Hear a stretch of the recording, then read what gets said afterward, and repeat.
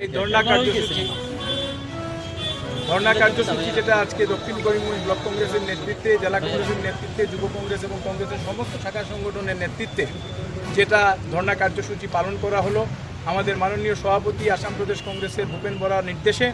বন্ধুগণ সমস্ত আসামে এই স্মার্ট মিটারের বিরুদ্ধে কংগ্রেস আন্দোলনে নেমেছে।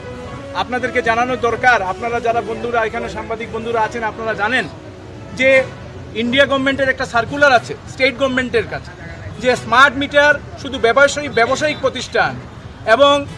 আপনার উদ্যোগী গিয়েতে লাগানোর জন্য করা হয়েছে, ডোমেস্টিক ইউজের জন্য স্মার্ট মিটার দেওয়া হয় না। কিন্তু আসামে তার পরিবর্তন দেখতে পাচ্ছি। ভারতবর্ষের কোনো রাজ্যে স্মার্ট মিটার কোনো ডোমেস্টিক লোকজনের বাড়িঘরে লাগানো হচ্ছে না, শুধু আসামে হচ্ছে। এবং এটা এই জন্য হচ্ছে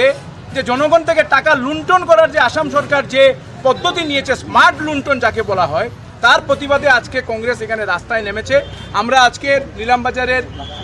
অফিস এপিডিসিএলসের যিনি এখানে হেড আছেন, ওনার সঙ্গে কথা হয়েছে